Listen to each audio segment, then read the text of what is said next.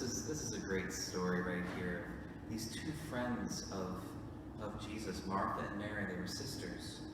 And their brother, does anyone know what their brother's name was? Who was their brother? There's Martha, and there's Mary, and there's someone else that we hear about in the Bible too. Yeah. Who? No. Someone who, yeah. Who? No. Lazarus. Have you ever heard that name before? Lazarus is the one who was dead in the tomb, and Jesus rose him from the dead. That's their brother. So these are the super close friends of Jesus. They were like BFFs. They really loved to spend time with each other. And so he went there, and they were getting ready for dinner. Now, when you get ready for dinner, you have to set the table, you have to bake bread, you have to cook meat, get vegetables out, all those different things. You just can't go like this, and then it all happens, right? And probably the moms that are here, you guys know it sometimes takes a long time, especially Thanksgiving or something like that. This would be like a Thanksgiving meal. And so Martha is in the kitchen, she's working. And have you ever had that experience where you're working on something really, really hard, and then you see like your brother or sister just hanging out over there?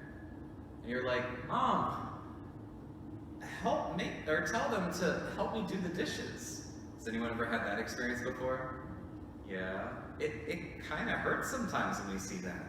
So we can understand where Martha is like, Jesus, I'm doing all the cooking, I'm setting the table. And Mary, she's not doing any of that work. She's sitting and listening to you.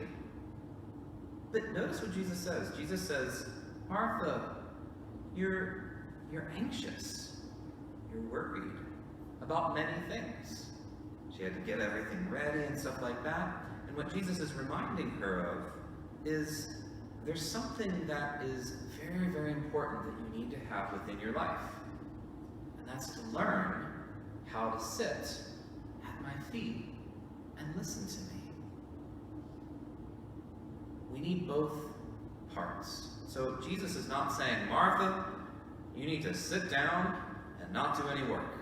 Because then they wouldn't have dinner, right? They'd all just be sitting around and nothing would get cooked and they wouldn't be able to eat and they'd be kind of hungry.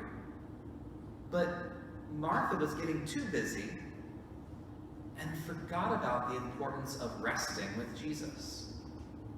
And we need both. We need to, in our heart, be Marthas and Marys. And maybe some of us maybe are more like Martha. Some of us are maybe more like Mary. Some of us maybe we can't really sit still very well.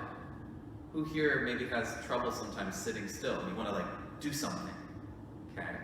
Who maybe sometimes it's hard to do a lot of things and you'd rather just sit and be with someone that you love.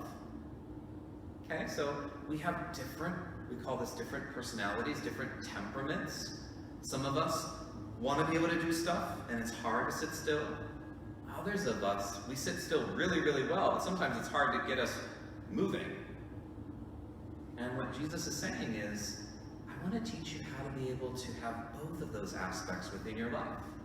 So the area that maybe we're not as good in, maybe that's where the Lord wants us to grow a little more. Maybe if we're really, really, really active and we're doing all sorts of stuff, well, if we didn't rest, what's going to happen to us? We get kind of tired, right? Imagine playing in a sports game and you don't have a timeout. You don't have a moment to stop, to get some water or some Gatorade. What's going to happen to you if you're just running and you never, ever, ever stop running? You're just going to go, whoop. So you have to learn how to rest. But also, what if someone went into the game and they didn't move? They just kind of sat there. They'd probably feel really comfortable. They'd probably feel really rested. But their team might say, hey, we need you to run down the field because we need you. Do you see how we need both of those aspects? We have to learn how to rest with Jesus, so that means prayer. Are we taking time every day? And our day gets really, really busy, but are we being like Mary? Carving out a little bit of time.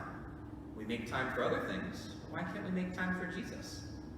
So we carve out a little bit of time to be quiet, to listen, to talk to God, to be like Mary, who's not doing the work, but she's listening.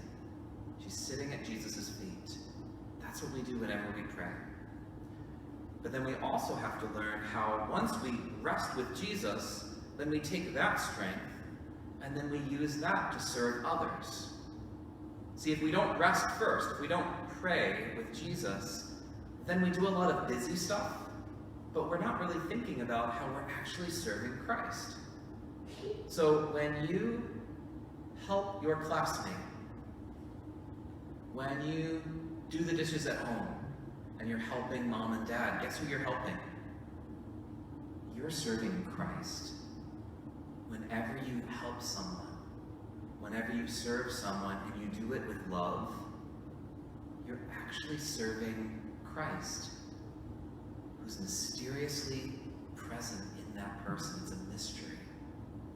So think about that. The next time you help someone, maybe even your little brother or sister, and you give them a big hug, guess who you're hugging?